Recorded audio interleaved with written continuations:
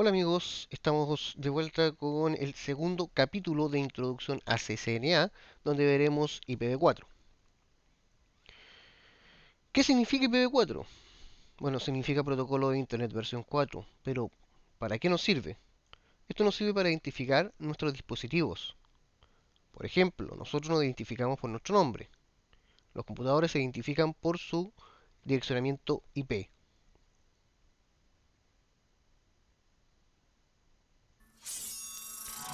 Más de alguno tiene que haber visto la película Matrix.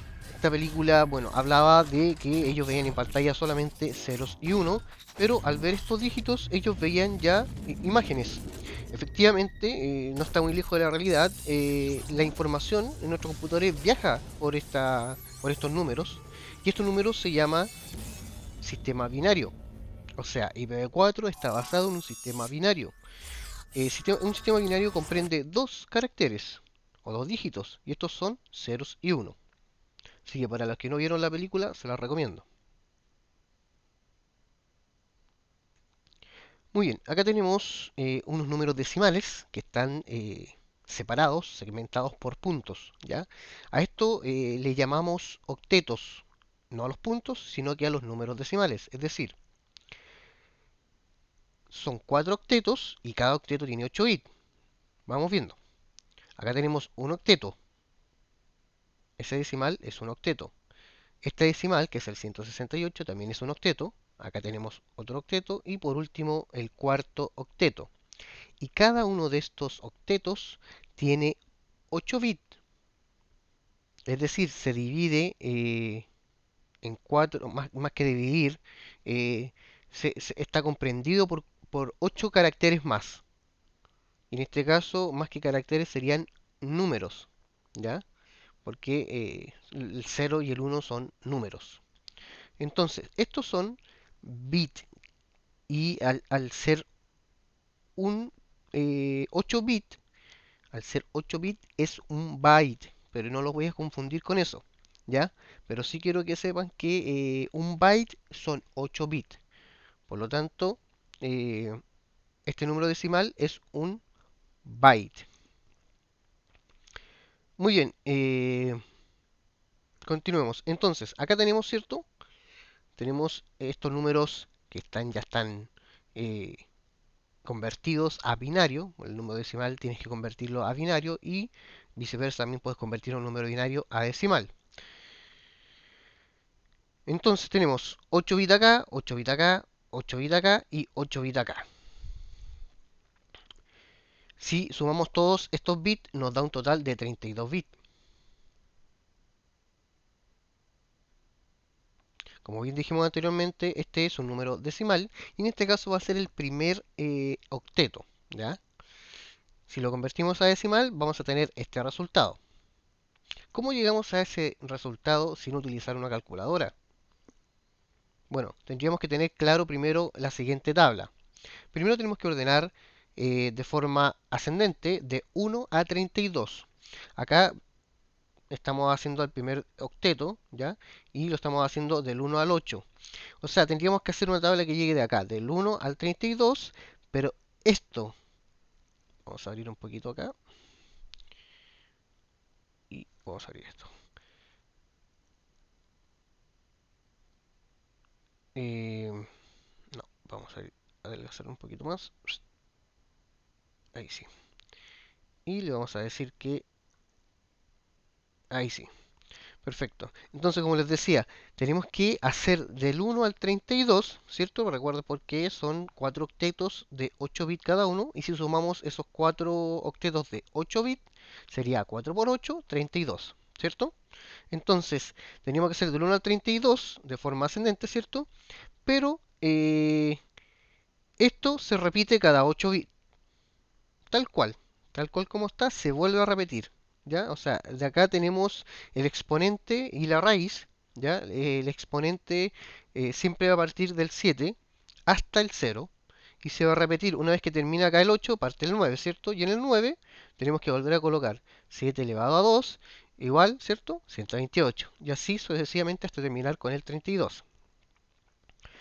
Muy bien, tenemos que decir también que Acá abajo tenemos los números binarios, ¿ya? Que están determinados por la fórmula n elevado a 2, ¿ya? Porque la raíz acá, como se dan cuenta, siempre es 2. Y ese valor, o el resultado de este cálculo matemático, nos va a dar un valor del bit. En este caso, el primer bit está asignado al número 7, pero en forma ascendente es el 1. ¿Ya? Entonces lo vamos a ver así. El primer bit está determinado por la fórmula 7 elevado a 2 y ese valor nos da 128. Y así sucesivamente hasta llegar hasta el octavo bit. Si se dan cuenta acá en la fórmula, es bien simple porque simplemente tenemos que ir dividiendo el mayor valor. Es decir, sabiéndonos este valor, tenemos que dividirlo en 2 hasta el final, hasta que nos da 1. Si se dan cuenta, 128 dividido en 2 nos da 64. Si lo dividimos nuevamente nos da 32. Si lo dividimos en 2, nuevamente nos da, ¿cierto? La mitad, que sería 16, 8, 4, 2 y al final 1. Así que no es muy complicado, la verdad es súper simple. Hay que ir dividiendo, si nos acordamos de este número, tenemos que ir dividiendo hacia abajo. Muy bien, como les comentaba, acá tenemos el número binario, ¿cierto? Y acá tenemos que identificar que al estar en 1, este valor se va a activar, ¿ya? Lo mismo si está en 0, quiere decir que está apagado, por lo tanto el valor no se activa. Entonces, acá tenemos el primer bit y el segundo bit activado. ¿Por qué están activados? Porque nosotros queremos llegar al número decimal 192. Y tendríamos que buscar cuál de estos nos da una suma de 192. Ya con el tiempo, obviamente, que se aprendan estos, se les va a hacer un poco más fácil. Recuerden, como está en 1, se activa el valor del bit, ¿cierto? Vamos a borrar eso. Y vamos a hacerlo por acá. Sí, vamos ordenado. Entonces se activa ese valor, ¿cierto? Y se activa el valor que está. Los demás, como no están en 1, no se activan, por lo tanto no se suman. Y acá tenemos un orden lógico, ¿sí? ¿Ah? Porque acá, por ejemplo, bueno, acá partimos con el 128. Posteriormente, posteriormente acá, si sumamos 128 más 64, nos da 192. Acá nos da, si le sumamos al 192, nos da 134, perdón, 224. Acá nos da 240, 248,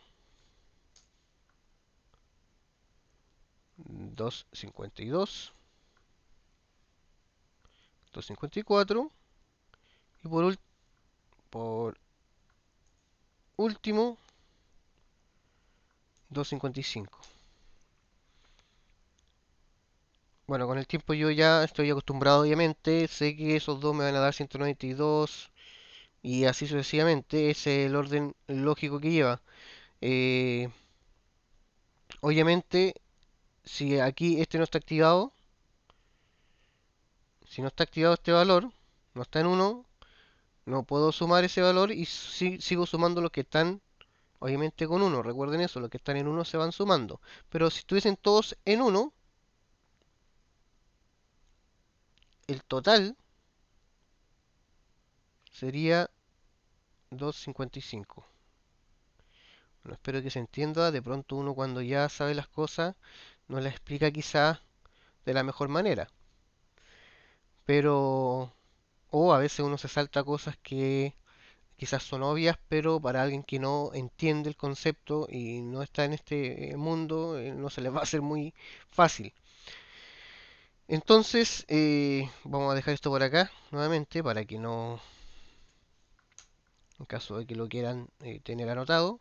Pero esta tabla, así tal cual, ustedes la pueden hacer en Excel y tener un orden, eh, se les va a hacer más fácil. Así que así está compuesto un octeto. ¿Ya? Recuerden que es del 1 al 32, pero lo que se vuelve a repetir siempre es esta parte de acá. Siempre se vuelve a repetir esa parte. Y obviamente estando todos activados, se suman, ¿cierto? Vamos a hacerlo hasta el final. Con las sumas, los símbolos de suma y medio raros, pero bueno, cuesta hacer esto con el touchpad.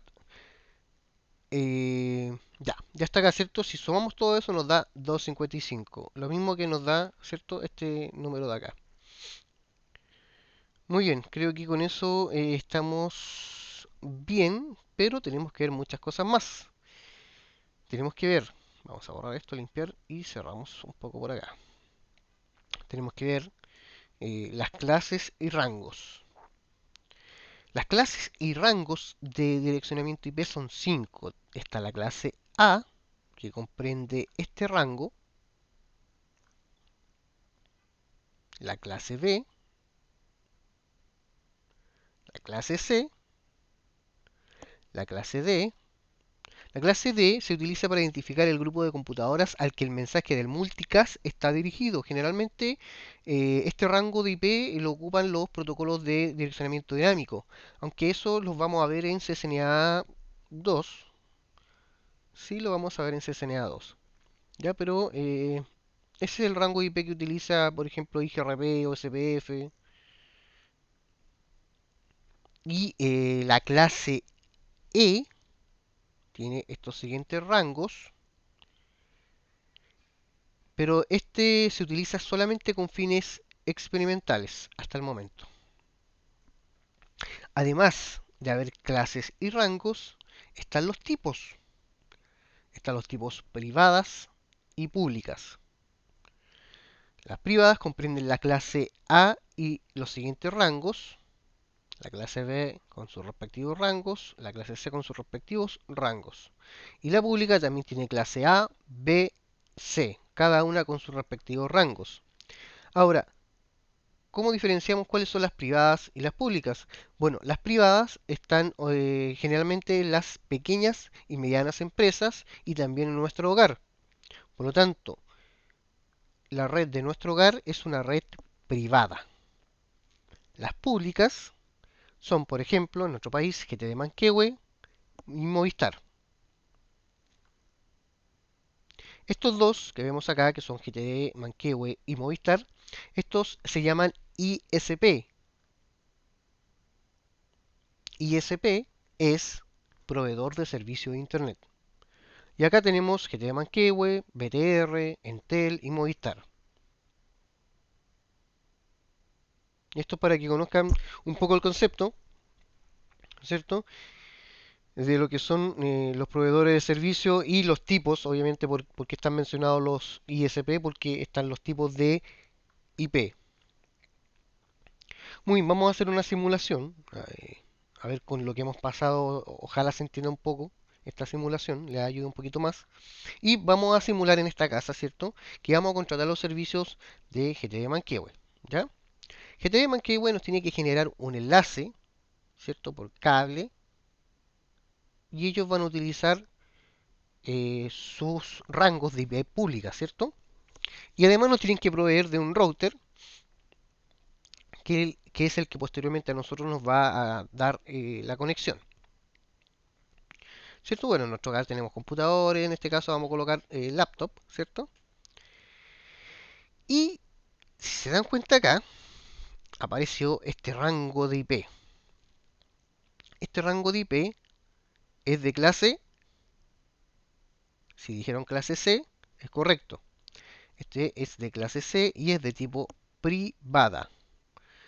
Acá está la IP pública, que es de ellos, ¿cierto? Que es de un ISP. Y esta es en la clase C, ¿cierto? Esa está dentro del rango de la clase B. Entonces, ellos nos mandan, ¿cierto? Este enlace con este IP a este router, ¿cierto? Este router transforma esa IP en esta IP privada para que nosotros tengamos direccionamiento, ¿ya? Eso se llama NAT. NAT es un protocolo de enrutamiento, perdón, es un protocolo de enmascaramiento, ¿ya? enmascara esa IP en esta IP. Eso es lo que hace, ¿ya? Para que podamos tener nuestra IP privada. Entonces, acá como se dan cuenta, al final hay una barra 24. Esto se denomina máscara, ¿ya? Pero eso lo vamos a ver en un video dedicado a las máscaras de subred. Entonces, vamos viendo. Entonces, acá, bueno, tenemos un IP, dos IP, ¿cierto? Acá hay 4 IP. Esto nos va a determinar, para seguir adelantando un poquito, esto nos va a determinar cuántos equipos vamos a poder conectar a esta red, ¿ya? Vamos a dejarlo hasta ahí por el momento. Y bueno, acá está el llamado broadcast que hablamos anteriormente. Ya también voy a hablar un poquito de esto aquí. Entonces, vamos a designar automáticamente, se van a designar el router en vía IP, ¿cierto? A medida que los equipos van solicitando, ¿cierto? Eso se llama DHCP. Y bueno, ahí se asignan, ¿cierto? El IP y quedaron algunas disponibles, ¿cierto? Para los que se conecten, se vayan a conectar futuramente en el hogar, pero ya hay 3 IP asignadas. Estas últimas no se pueden configurar en los dispositivos, ¿ya? Recuerden que el broadcast se utiliza para enviarse obligatoriamente a todos los dispositivos que estén dentro de la red. El broadcast se envía a ese dispositivo, a ese, para ir conociendo todos los dispositivos que están dentro de la red. Y esta es la red. Por lo tanto, desde ahí parte el direccionamiento IP. O sea, desde el 0 no se puede tocar. Desde el 1 en adelante, si se dan cuenta, partió la red. Desde el 1. Acá, desde el 1, ¿cierto? Ahí está el 1, el 2, el 3. Aunque generalmente el 1, para los que ya saben un poquito más, el 1 generalmente en los hogares lo tienen como puerta de enlace. La puerta de enlace nos permite conectarnos al router. Es decir, si en este computador nosotros colocamos esa IP en el navegador, nos va a enviar a la configuración del router. Generalmente ocupan ese IP, ¿ya? O ese número decimal. Ocupan ese direccionamiento IP. Obviamente, cuando ingresen por la página web con ese direccionamiento IP, les va a pedir un usuario y una clave que la deben tener, o si no la tienen, se deben comunicar con su proveedor de servicio, en este caso el ISP, para que se las haga saber y así ustedes puedan configurar su Wi-Fi, ocultar su Wi-Fi, entre otras cosas más que pueden hacer, ¿ya? Y bueno, creo que hasta aquí llegamos con lo que es IPv4. Espero haber sido lo más claro posible. Esa es la idea, que sea súper entendible. Y si es, a lo mejor encuentran algunos muy básicos estos tutoriales, no lo recomiendo porque obviamente lo estoy haciendo para gente que no tiene que ver o que no sabe muy bien cómo funciona este sistema. Así que muy bien amigos, nos vamos a ver en el tercer video o en el tercer capítulo que va a ser en este caso dedicado a lo que es la máscara de subred. Así que nos vemos, que estén muy bien.